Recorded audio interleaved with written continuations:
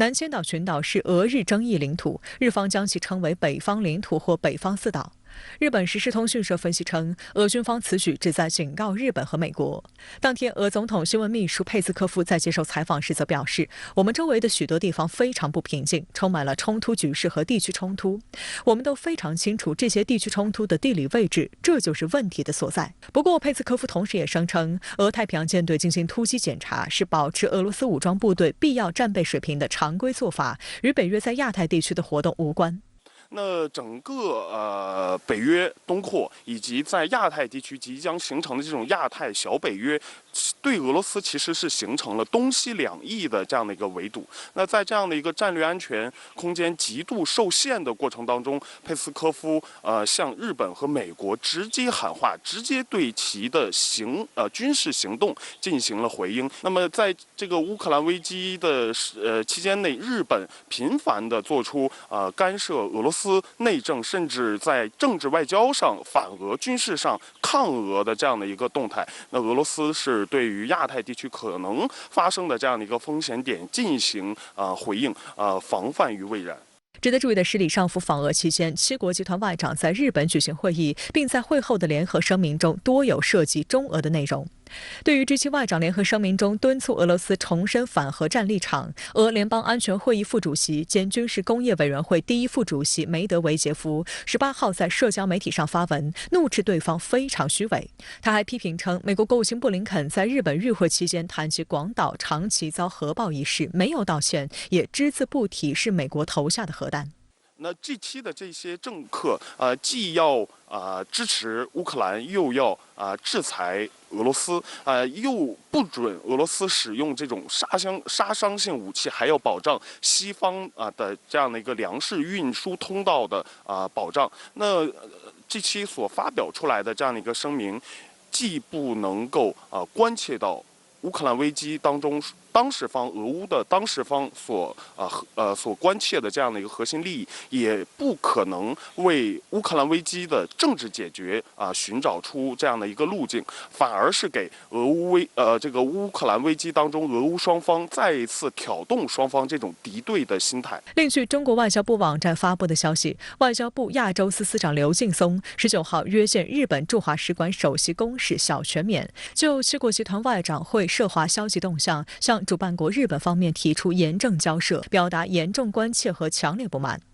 对此，外交部发言人汪文斌在当天的例行记者会上表示，当今世界只有一种秩序和一套规则，就是以国际法为基础的国际秩序和以联合国宪章宗旨和原则为基础的国际关系基本准则。7国集团如果真的反对霸权主义和胁迫行为，就应当反躬自省，坚决抵制入侵阿富汗、伊拉克、叙利亚的行径再次发生，坚决反对长臂管辖和单边制裁，对某国第一、某国优先的政策主张坚决说不。以分裂世界为代价的所谓团结是危险的。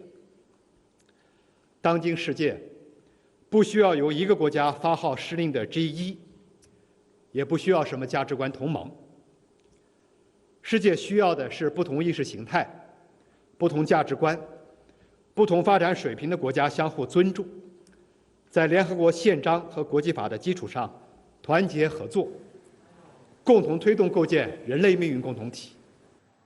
是台当局最大的所谓友邦巴拉圭总统候选人阿莱格雷，时隔3个月再度公开表态，若胜选可能与台当局断交。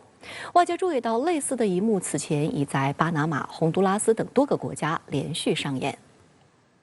巴拉圭总统大选即将在4月30号举行，民调领先的总统候选人阿莱格雷，其所在的真正激进自由党18最大在野党有近100万名党员。近日在接受路透社专访时，阿莱格雷重申与台当局的邦交关系未获得足够利益，他若胜选将考虑与台当局断交。他还表示，若巴拉圭继续承认台当局，就会失去北京方面带来的发展利益。巴拉圭国土面积与我国云南省相近，人口约745万，是南美洲唯一尚未与中国建交的国家。虽然如此，但中巴两国一直保持着平稳关系，在经贸和人文领域展开交流。据中国海关总署统计，2022年中国同巴拉圭贸易总额为19.79亿美元，其中中方出口额18.95亿美元，进口额0.84亿美元，同比分别增长8%、6.5%和55.8%。目前，巴拉圭是全球第6大大豆生产国，并且以出口为主，也是全球主要牛肉供应国。然而，因为与台湾的关系，让他们这些具有竞争力的产业无法进入大陆市场。另外，阿莱格雷在采访中还抱怨称，民进党当局宁可给其他非友邦更多投资，也不愿给巴拉圭较多援助，连带造成其他亚洲国家在巴拉圭的援助也大幅减少。阿莱格雷口中的其他非友邦，显然就是立陶宛。今年3月26号，中国和洪都拉斯建立外交关系，这也意味着台湾当局在过去6年里一连丢失了9个所谓的友邦，颓势一发不可收拾。早在今年1月，阿莱格雷就曾公开表示要与台当局断交。当时，中国外交部发言人汪文斌回应表示，坚持一个中国原则是国际大义、人心所向、大势所趋，相信有关国家迟早会认清国际大势，做出符合历史潮流的正确决定。对于中南美洲国家来讲，他们面临着一个自己国家发展的方向方面的一些问题。这些国家本着一个自己国家长远发展的这个角度啊，本着是希望啊这个更好的良性发展的这个角度啊，通过这种方式呢，能够融入到这个比较大的一个循环当中来。毕竟啊，中国是当今世界上最大的市场，而且呢，这个对于这些国家的发展呢，有很大的一个促进性、互补性尤其是他们这些国家的相关的一些农产品以及其他的相关产品啊、渔产品等等。而巴拉圭迟迟未与中国建交的原因，并非是爱台，而是怕美。在拉丁美洲这个美国的后院，对华政策也不得不顾及美国的影响。3月30号，美国中情局副局长科恩罕见地突访了巴拉圭。这一幕在洪都拉斯与中国建交前也曾发生过。拜登3月曾派密友美洲事务特别顾问多德前往洪都拉斯进行外交施压，试图劝说洪方收回决定。不过，美国的施压显然并未奏效。洪都拉斯追随中美洲哥斯达黎加、巴拿马、萨尔瓦多和尼加拉瓜的脚步，最终与中国建交。尼加拉瓜总统奥尔特加日前还表示，中国和俄罗斯应以观察员国身份被纳入中美洲一体化体系，而这个区域性机构也应将台湾地区驱逐出去。奥尔特加指出，中美洲一体化体系基于一项原则，即接受各成员国元首所做决定，